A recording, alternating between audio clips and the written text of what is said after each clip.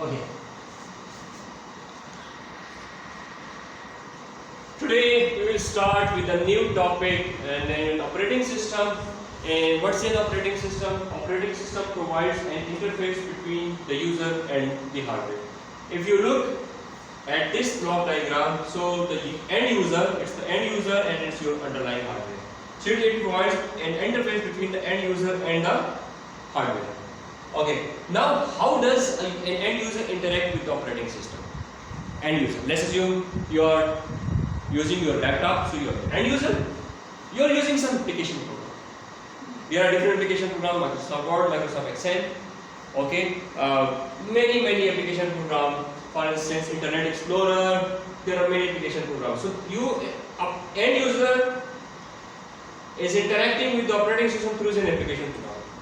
How does the application program interact with the operating system? Through utilities or APIs. So there are certain APIs within the application that is interfacing with the operating system.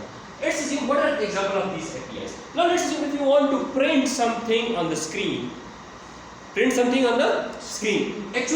it will be accessing, the application program will require an access to the VGA, and for that you will use some utilities or APIs. Now what is the API in C? Printf.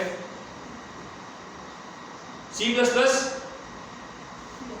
cout.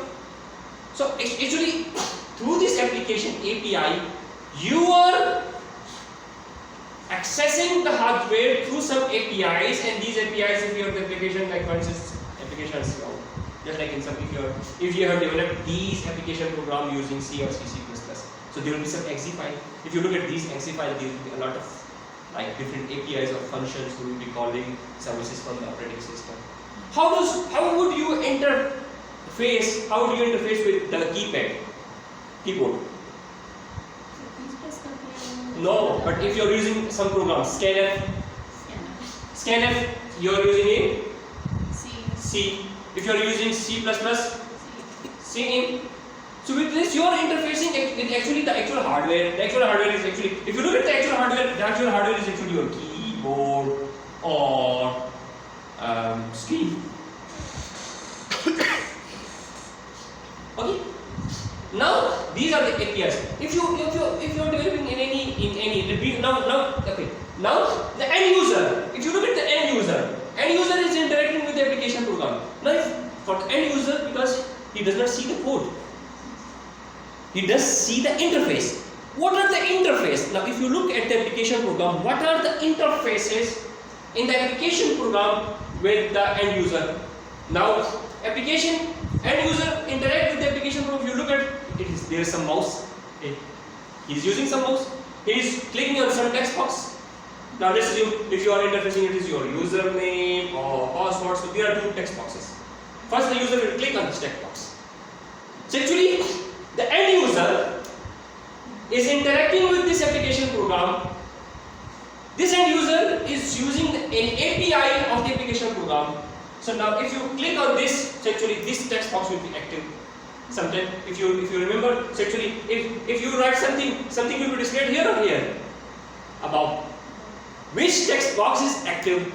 Now, if you are moving the mouse, there may be some APIs within the operating system, and you are clicking on them. Now, let's see if you are not clicking on any. Now, there are two types of programs. One is the application program by itself, and another is the operating system. If you are clicking on the word program, it is using the code of that application program. But if you are not clicking on any application program, you are just looking at the desktop and you are right clicking it. Actually, you are executing the code of the operating system. Okay, so which program is currently active? It depends upon which window is active at a time. Now listen, if you click on the word program, so that program is active.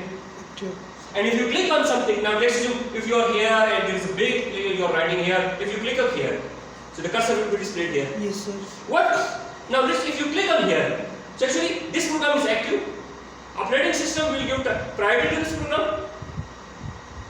And if you click on this, so operating system knows the exact location of this. So this application will be using some APIs.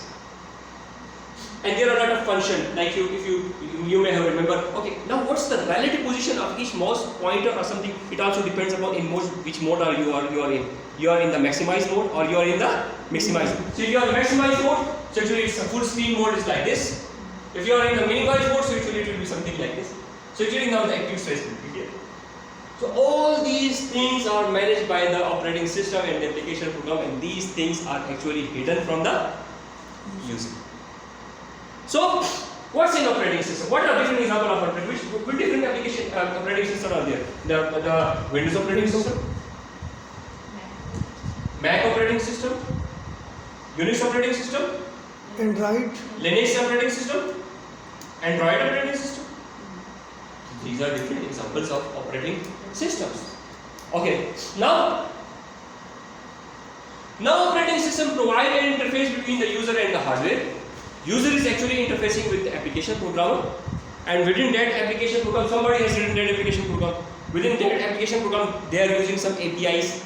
Actually, if you look in the application program, it is actually the executable file that will be created by some compiler. Maybe that application program is developed in the Java program, maybe it is developed in C or C++ or any other application. But when you compile your program, so an exe file is created.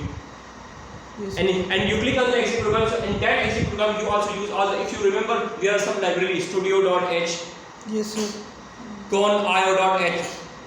Okay, there are a lot of like libraries, and it's actually the extracting code from the, and these are the actual utilities are the APIs like printf, cout, cin, scan. These are different like APIs with which this application program interact with the operating system.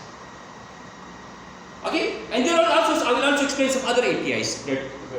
So okay, so operating system provides interface between the user and hardware. Done. First, it does the memory management. It does the memory management. Now there are three different categories of memory management. It allocates the program for the memory. Sorry, it allocates memory for the program. Allocates memory for the program. Now let's assume if you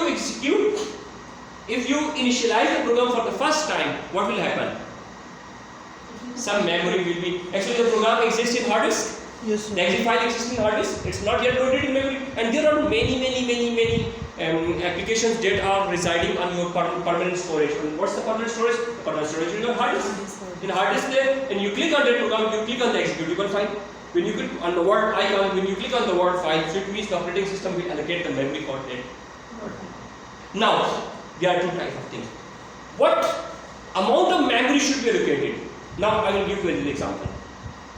Now let us assume if you click on the word program, and that word program is, let's assume 200 MB. Will it allocate the memory for the whole program or in chunks? In chunks. So what kind of operating system, it allocates the memory not for the whole program, but only active pages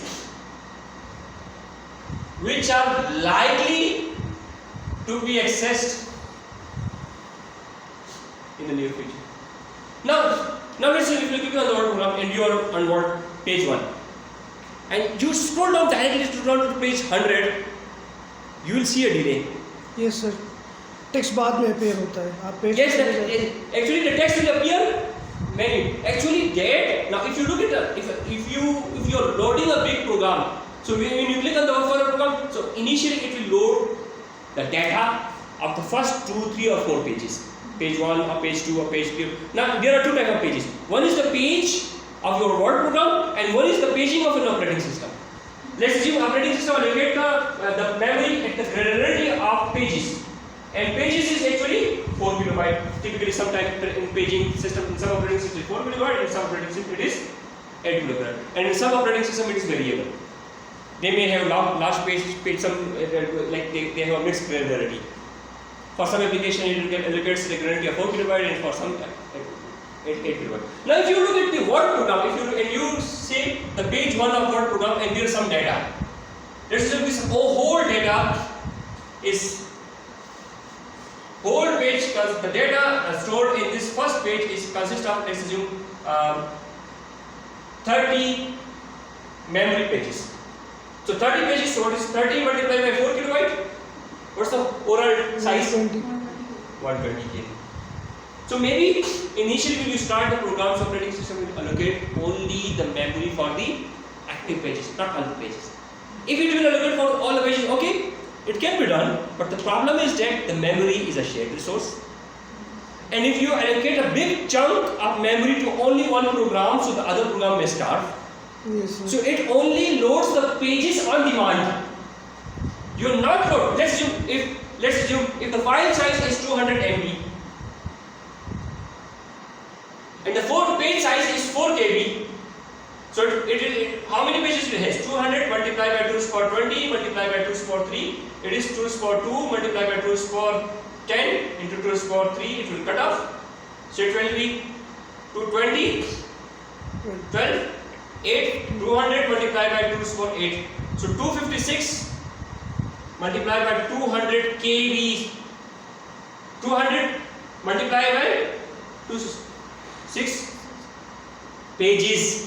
This amount of pages, this huge number of pages. And if you load all these pages, it will take a huge memory and also takes a lot of time. So actually operating system does not allocate the memory for the whole program, but it only loads the pages which are likely to be accessed in the near future. Just think of the concept of a cache.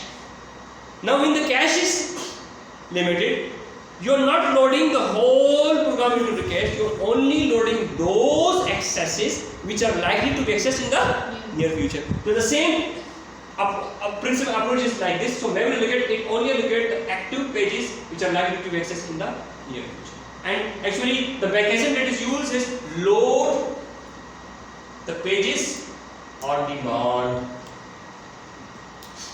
When you want to access some data. So now if you look at this whole file, and this whole file is too big, let's assume this whole file consists of page 1, page 2, page 3, page 4 and so forth so on, and page 99 and so forth so on.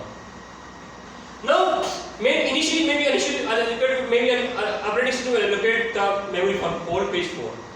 But when you click on in a very far location in the file, so it will only load the page which is currently triggered by the user, not all the pages.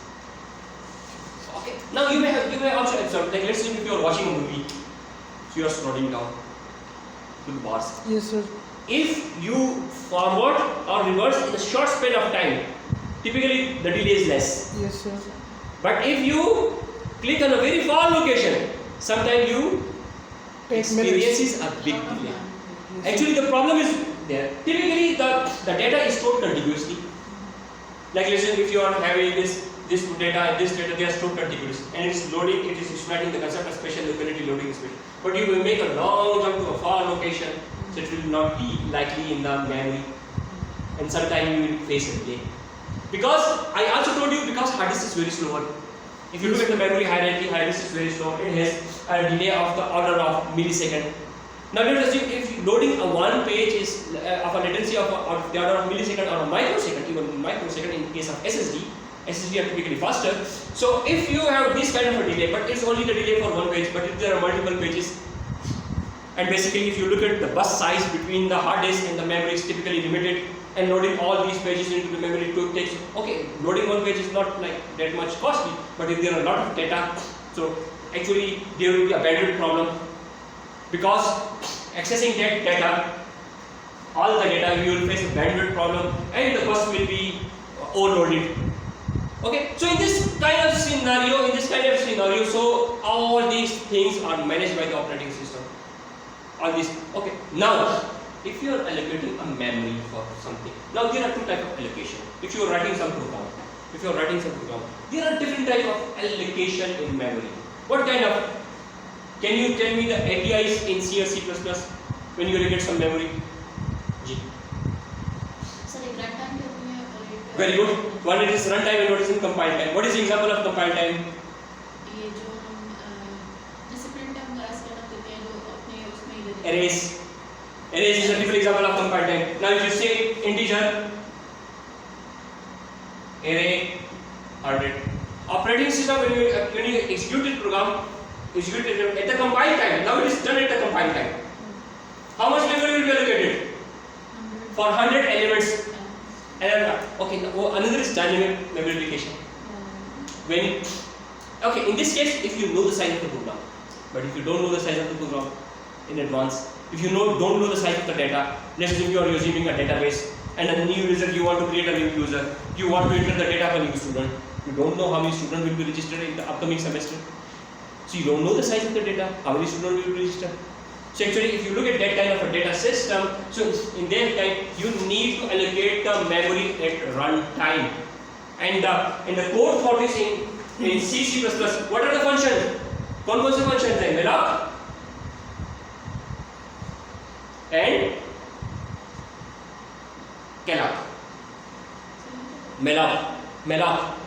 Malloc is a memory allocation. Malloc is a function that is in C++ that allows you to create objects at runtime. Okay. Now let's assume if you want to create the same. Now in this case, the size of the data, you should know the size of the data in advance. Now let's assume if you want 150 elements. It will not provide you the solution. Let's assume in the first year you are only interested in 50 students. Okay, it's less than 100, you can. But if your size of the data grows with the passage of time, but okay, one option is to allocate it like n array 1 0 0 0 0 0. If you do this, it is very inefficient because you are unnecessarily allocating the data. This function allocates the memory at runtime, and then you need to specify how many number of elements. Maybe that number of elements are input by the user. Okay, if you say okay, क्या yes, you are taking the data from the user. Yeah, you say okay, how many elements you want to create? You ask the user how many you. So you use which function? Scene or scanf? You say I want the data of 150 elements. So you say malloc size of it. I don't know, I'm not writing the syntax. And how many elements? Number of elements.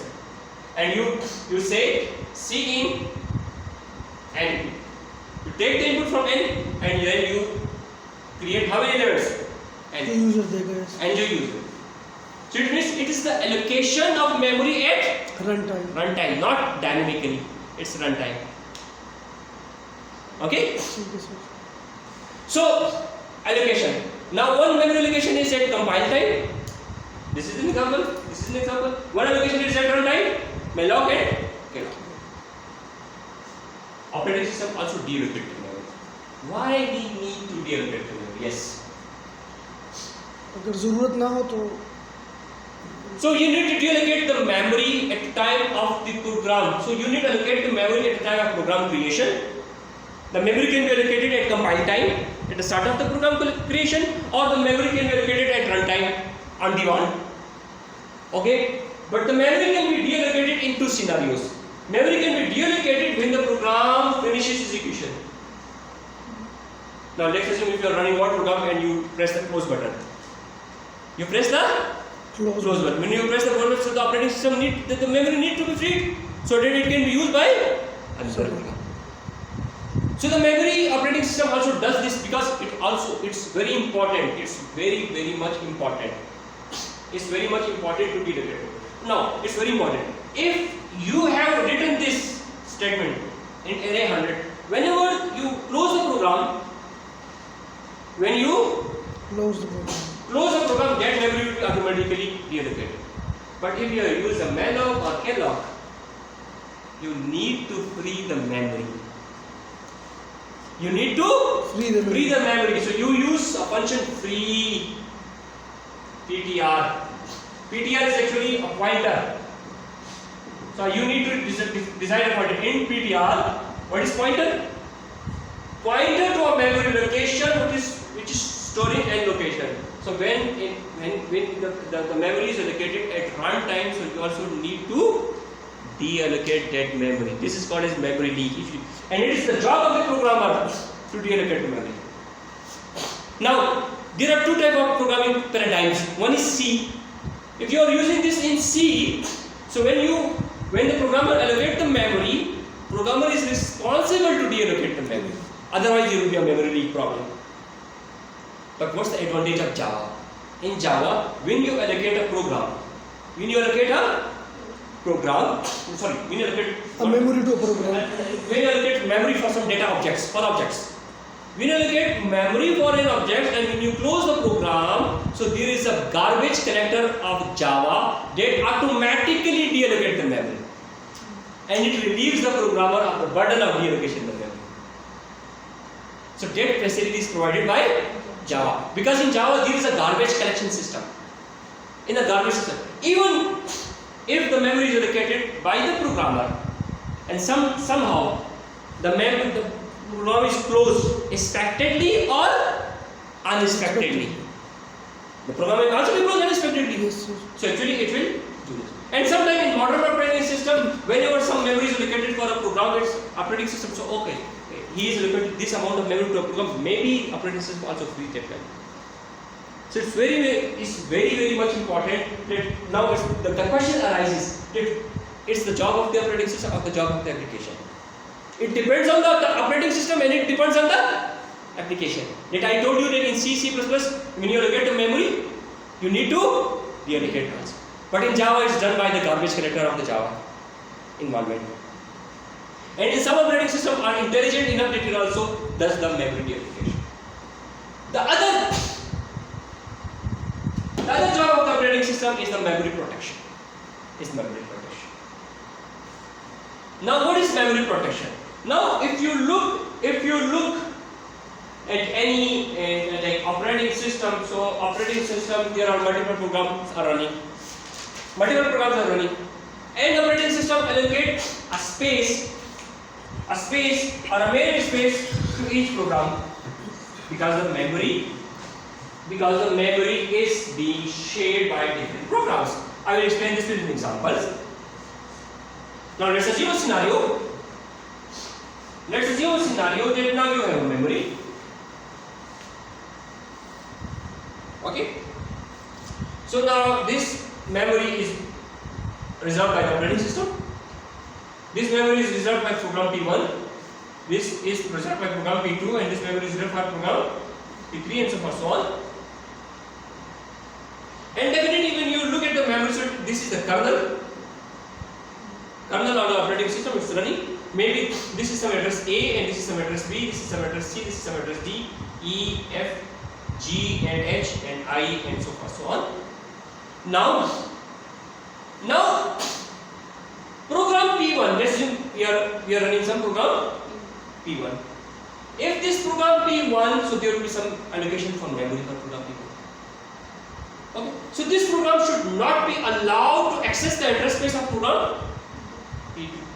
Otherwise, it should not be allowed to access the address space of P2. So actually, what is a valid address for program P1? C to D.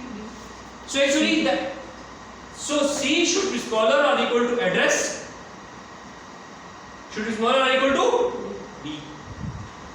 Now let's say if this is $0,000 and this is $2,000 and this is $2,002 to $4,000. Now this is $4,002 for instance and $8,000. So what if I say if the address is $5,000? So to which program it belongs? P2. Because falls within the address space of this. Now let's look at it in the class. There are three sections: section 1, section 2, and section 3. Let's assume this section is reserved for the girls. This is reserved for the boys. Okay, or there can be different categories. Like the student with highest mark, the student with medium marks, and the student with lowest marks. There can be different categorization criteria. Yes, sir. Now if we say, now each seat has been allocated in address 1, 2, 3, it means 1 to 20 from here, 21 to 30 from here, and 31 to 40 from here. So actually each program has been allocated some address space. So it means what is the valid address space for operating system if it starts from 000 and ends at 2000. And the same is true for. So it means that if you are running program P2 and it generates an address 5000, it means it's a valid address. But if this program generates an address 2052, is it a valid address or invalid address? 205 invalid address. Invalid, because it is accessing the address space of the other program, and operating system should not Allow this. So operating system also provides a memory protection in a sense that it does not allow any program to access the address space of another program. So this is also the job of the operating system. Okay, now why this is important? Now I will explain this with an example.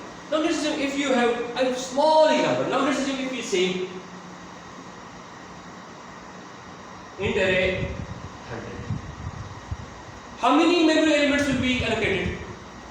100 location. 100 location. Now if you say cout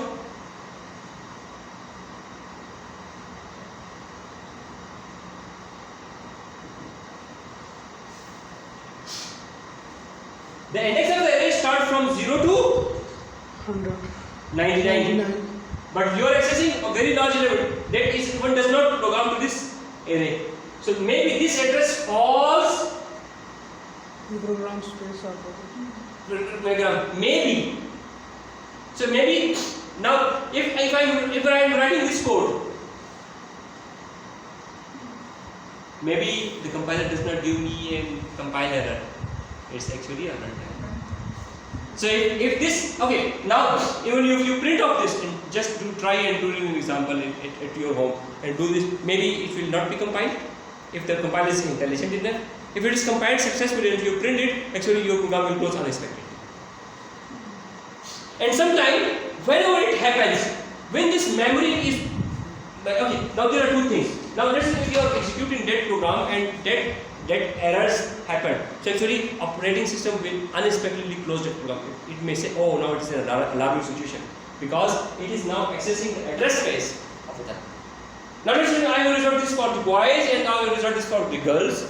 And let's say one boy wants to sit here or one girl wants to sit up here. They want to change the position, so there should be some operator who will not allow it. Yes, sir. You will not allow it. So it's the job of the operating system so that one program should not access the address space of another program. And it's also even better for the operating system because if you allow this kind of a thing, none of the program will execute correctly. None of the program will do. maybe somebody has written a code and it will access the address space of the operating system itself. Now it should not, and it should be totally not allowed. If you look at this, the type of the program like viruses does these things. Virus में क्या होता है sir?